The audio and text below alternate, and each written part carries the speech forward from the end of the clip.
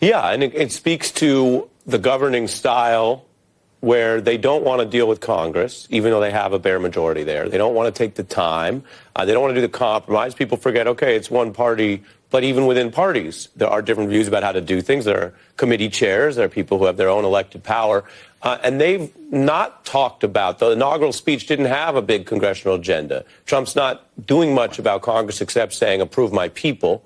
And Musk reflects that because, again, he had a little dry run over the funding at the end of the year, and it didn't go so well for him. And so what they're trying to do is see how much they can push and break things and what the pushback will be. And so they're on the same page right now. But if that pushback fails, if that work fails and the pushback constrains, I'll give you one headline on the citizenship. The rule of law is something Trump sees as an impediment to his goals, something to navigate around or simply ignore, personal gain.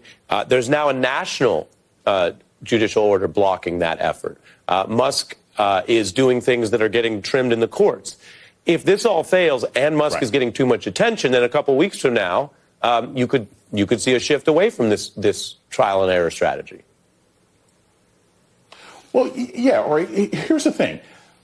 Musk is a business person, right? He's been able to sell us on anything. He could, sell ice in the winter and fire in hell, whatever it is. But he doesn't know what he's doing. He never has. He never has. He doesn't actually understand governing, as you mentioned before. And so what you have is someone who is simply breaking things because they think that's cool. And you have several members of Congress, not just Republicans, but also Democrats, who are finally figuring out when you're dealing with people who don't want to govern, they just want to break, you have to find a way to fight back. To me, if we were to read a headline tomorrow, Ari, that Mark Cuban was running the personnel office under Vladimir Putin, we would say it's insane.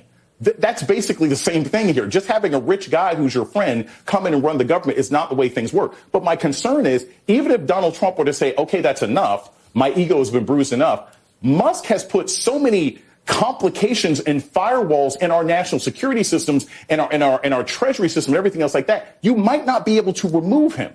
There may be backlogs and all sorts of technical things in there that allow him access in ways that we never would have imagined. And that's the long-term consequence of either an ongoing coup or just massive mismanagement, or unfortunately both.